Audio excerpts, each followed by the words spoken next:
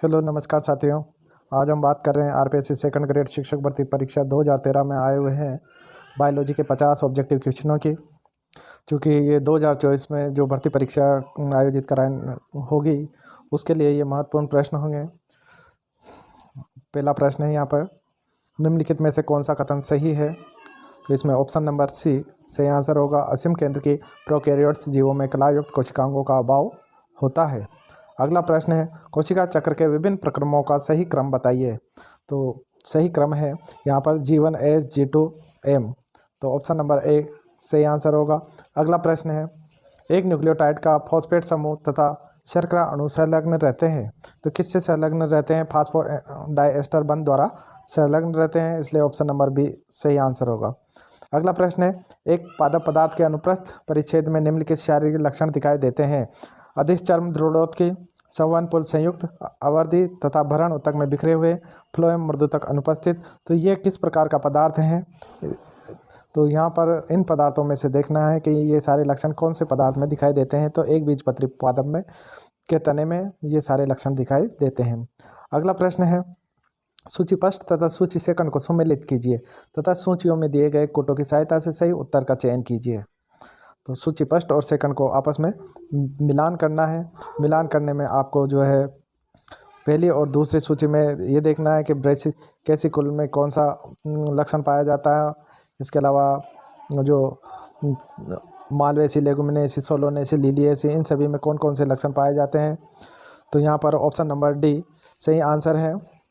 तो option number D में जो है ए में तीन पुंकेसर चतुर्दीर्घी, मालवेसी में बी में जो है 5वां नंबर का ऑप्शन। इसके अलावा सी में 1 और इसके अलावा डी में जो है 2 नंबर का ऑप्शन और ई में 4 नंबर का ऑप्शन। ये सही आंसर है। अर्थात ब्रैसिकेसी में पुंकेसर चतुर्दीर्घी होते हैं, मालवेसी में प्राकोष्ठ एक कोष्ठीय होता है, लेगुमिनेसी में जायांग एक अंडपीय होते हैं और सोलोनेसी में बीजांडासन फूला हुआ और लिलिएसी में पुष्प त्रितयी होते हैं। इस प्रकार यहाँ पर ऑप्शन नंबर डी सही आंसर होगा। कौन सा कार्य वाष्पोत्सर्जन का नहीं है? कौन सा कार्य वाष्पोत्सर्जन का नहीं है? तो यहाँ पर ऑप्शन नंबर ए खनिज पदार्थों का उत्सर्जन करना वाष्पोत्सर्जन का कार्य नहीं होता है। अगला प्रश्न है, लोहा है। लोहा क्या है? एक प्रकार का सूक्ष्म पोषक तत्व है। अगला प्रश्न है, पीएस फर्स्ट तथा पीएस सेकंड का अभिक्रिया केंद्र कौन सा होता है? तो पीएस फर्स्ट और सेकंड का अभिक्रिया केंद्र P700 फर्स्ट का होता है और P680 पीएस सेकंड का अभिक्रिया केंद्र होता है। अगला प्रश्न है, क्रेब्स चक्र के दौरान बनने वाले मध्यवर्ती में एकमात्र 5 कार्बनिक अम्ल है। तो 5 कार्बन वाला जो कार्बनिक अम्ल है वो यहाँ पर एल्फा कीटोग्लूटेरिक अम्ल है। अगला प्रश्न है, एंजाइम डिहाइड्रोजिनेज का सह एंजाइम कौन सा है? तो डिहाइड्रोजिनेज का सह एंजाइम यहाँ पर NADP, NAD, FAD, उपयुक्त सभी। तो उपयुक्त सभी सही आंसर होगा। अगला प्रश्न है, सजीव विभेदित कोशिकाएं जिनमें विभेदन की क्षमता नष्ट हो चुकी होती है कुछ परिस्थितियों की क्षमता को पुनः प्राप्त कर लेती है। कुछ परिस्थितियों में विभाजन की क्षमता को पुनः प्राप्त कर लेती हैं। इस परिघटना को क्या कहते हैं? तो इस परिघटना को कहा जाता है पुनर्विभेदन।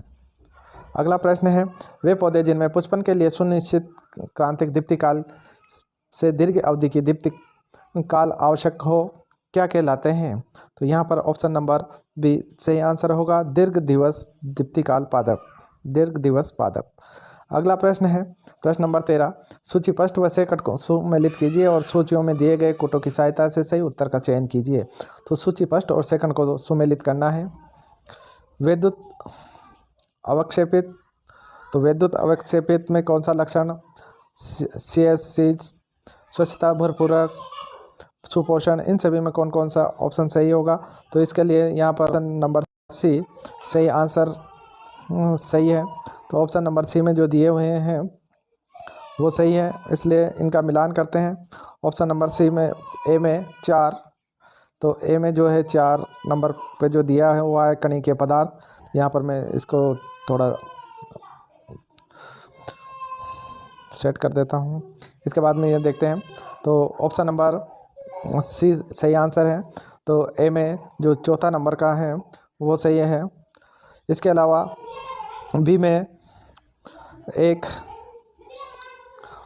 CSC ozone अवक्षेप।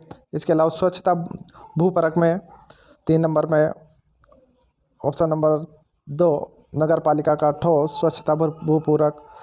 अगला चौथा जो है सुपोषण में जो लास्ट जो बचा हुआ है वो झीलों का काल प्रभावन।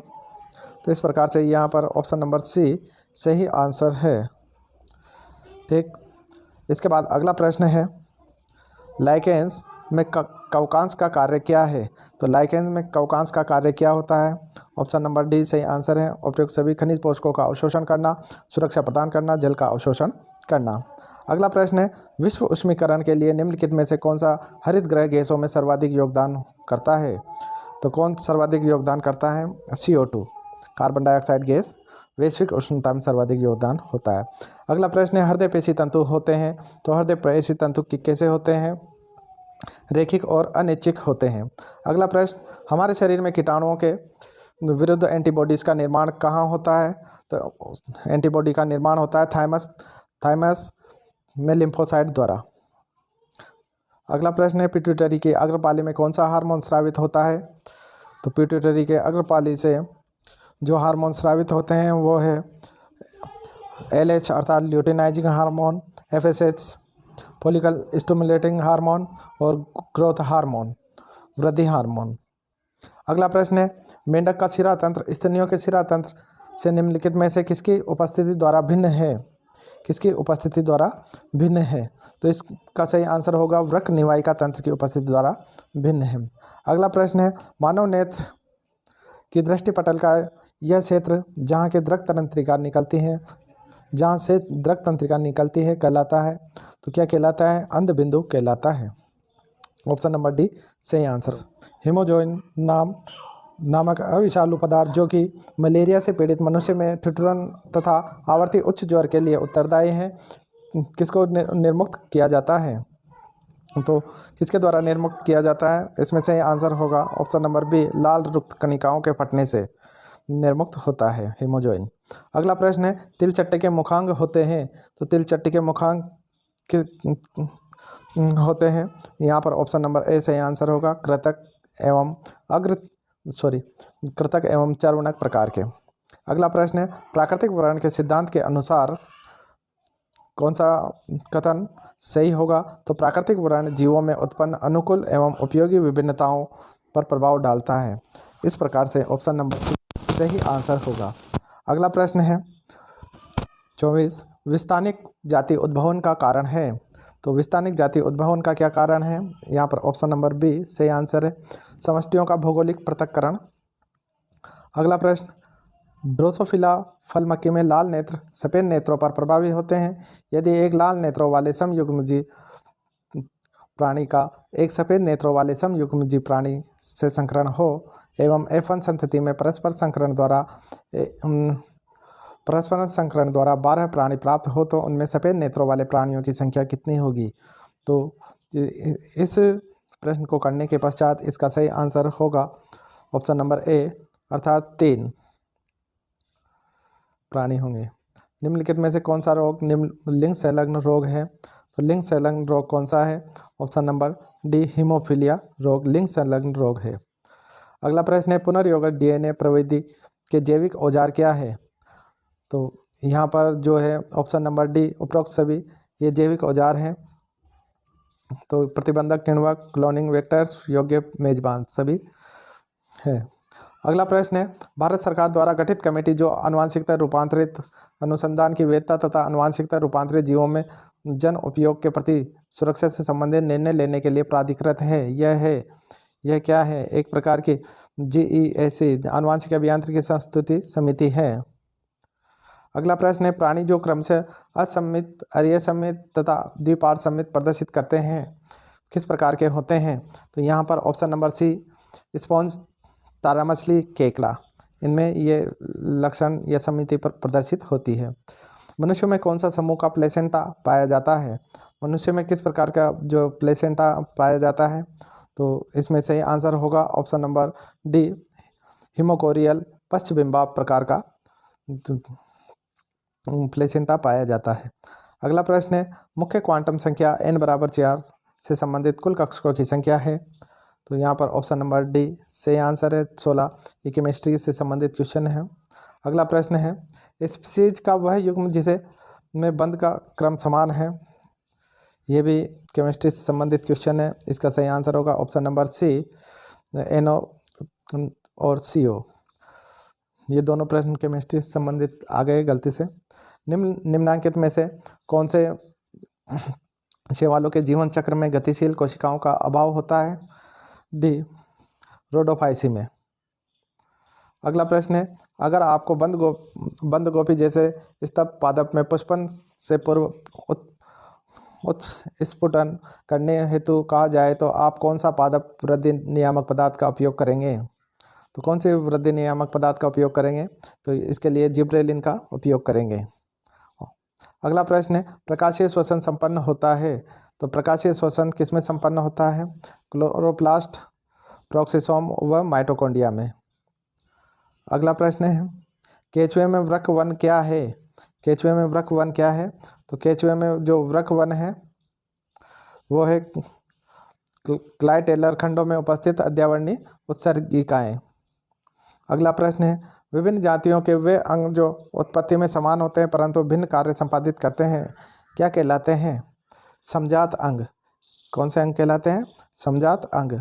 अगला प्रश्न है, निम्नलिखित में से किस समूह के लक्षण सभी कशेरुकियों के जीवन चक्र में किसी न किसी अवस्था में पाए जाते हैं? तो वो लक्षण कौन से हैं कशेरुकियों में पाए जाने वाले लक्षण? उनमें है ऑप्शन नंबर बी पृष्ठरज्जु, कृष्णिक लोम छिद्र, पृष्ठीय नालवत केंद्रीय तंत्रिका तंत्र। अगला प्रश्न है, कोरक रंध्र पाया जाता है। तो कोरक रंध्र किस में पाया जाता है? ऑप्शन नंबर डी गेस्टुला में, तथा यह अध्यांत्र का छिद्र है। ऑप्शन नंबर डी सही आंसर। अगला प्रश्न है, जीवाणुबोची द्वारा एक जीवाणु कोशिका से दूसरी कोशिका तक DNA स्थानांतरण कहलाता है क्या कहलाता है? पारक्रमण। अगला प्रश्न है, दूध के किण्वन से भारतीय दही प्राप्त होता है। ये लैक्टोबैसिलस व स्ट्रेप्टोकोकस जीवाणु द्वारा होता है। अगला प्रश्न है, निम्नलिखित में से कौन सा जीवाणु कोशिकाओं में पाया जाने वाला एक अतिरिक्त गुणसूत्रीय स्वतंत्र रूप से प्रतिकृतिकरण करने वाला एवं वर्तुलाकार DNA होता है? तो इसमें ऑप्शन नंबर बी सही आंसर होगा प्लाज्मिड। अगला प्रश्न है, सूचीपष्ट तथा सूची सेकंड को सुमेलित कीजिए तथा नीचे दिए गए कोटों की सहायता से सही उत्तर का चयन कीजिए। सूचीपष्ट और सेकंड को सम्मिलित करना है। तो यहाँ पर ऑप्शन नंबर ए सही आंसर होगा। ऑप्शन नंबर ए सही आंसर होगा। तो इसमें जो दिए हुए हैं उनको मैच करना है। पहले में जो ई दी हुई है, पहले में ई अर्थात डिप्थीरिया में जो है किसके कारण होता है? तो कोरेनी बैक्टीरियम के कारण। दूसरे में सी अर्थात जो वफिंग कफ है बॉर्डिटेला द्वारा। और तीसरे में जो ए चिकन पॉक्स वेरिसेला। चौथे में बी अर्थात रूबियोला न्यूमोनिक। पाँचवें में न्यूमोनिक प्लेग अर्थात जो न्यूमोनिक प्लेग है यार्सिनिया द्वारा होते हैं। तो इस प्रकार से ये मिलान करने हैं रोग कारक और रोगों को। टीकाकरण के पश्चात शरीर बनता है, किस प्रकार का बनता है? तो यहाँ पर ऑप्शन नंबर डी प्रतिरोधी बनता है। अगला प्रश्न है, जीवाणुओं के संवर्धन से उत्पादित प्रथम हार्मोन कौन सा है? तो इंसुलिन हार्मोन जीवाणुओं से उत्पादित प्रथम हार्मोन था। पुनर्योगज DNA प्रवृत्ति की प्रक्रिया के चरण कौन कौन से हैं? तो इसके प्रक्रिया के चरण जो है वो है अनुवांशिक पदार्थ का पृथक्करण करना, DNA का एक विशिष्ट स्थलों पर विखंडन, इच्छित जीन का प्रवर्धन, पुनर्योगज DNA का मेजबान कोशिका में अंतर्न्यास, विदेशी जीन उत्पाद प्राप्त करना, अनुप्रवाहिका प्रक्रिया। ये सारे जो ऑप्शन हैं सिस्टमेटिक हैं, इसलिए यहाँ पर जो है ऑप्शन नंबर ए सही आंसर होगा। 1 2 3 4 5 6। अगला प्रश्न है, प्रतिबंध अंतर न्यूक्लियोजों का आनुवांशिक अभियांत्रिकी में व्यापक उपयोग किया जाता है क्यों किया जाता है? क्योंकि ये DNA को विशिष्ट क्षार स्थलों से विखंडित कर सकते हैं। अगला प्रश्न है, इच्छित जीनों के पात्र संवर्धन की सर्वाधिक प्रभावी विधि कौन सी है? तो सबसे अधिक प्रभावी विधि है PCR पॉलीमरेज चेन श्रृंखला, पॉलीमरेज चेन रिएक्शन। अगला प्रश्न है ई कोलाई क्या है। सॉरी, ये जो है ऑप्शन प्रश्न मिस्टेक है, इसलिए डिलीट कर दिया गया है। अगला प्रश्न है डोली नामक भेड़ बनाई गई थी तो किसके द्वारा, केंद्रक प्रत्यारोपण द्वारा बनाई गई थी। अगला प्रश्न है एंजाइम लाइसेज निम्न के लिए उत्तरदायी हैं। तो एंजाइम लाइसेज किसके लिए उत्तरदायी हैं, यहाँ पर लाइसेज जो है द्विबंध पर अणुओं के योग के लिए, समूहों के विलोपन से द्विबंध उत्पन्न करने के लिए। अगला प्रश्न है निम्न में से कौन सा आवश्यक एमिनो एसिड नहीं है। तो कौन सा आवश्यक एमिनो एसिड नहीं है, तो यहाँ पर ऑप्शन नंबर सी एलेनिन सही आंसर होगा। इस प्रकार से ये अपने 50 प्रश्न बायोलॉजी के कंप्लीट होते हैं। और इसी प्रकार से और 2016, 18, 22 इन सभी RPSC सेकंड ग्रेड के जो एग्ज़ाम हुए हैं, इन सभी में आए हुए बायोलॉजी के सभी महत्वपूर्ण प्रश्न हम एक एक करके अलग अलग वीडियो में देखते चलेंगे। और ये आपके 2024 में होने वाले सेकंड ग्रेड एग्ज़ाम में बहुत हेल्प करेंगे। धन्यवाद।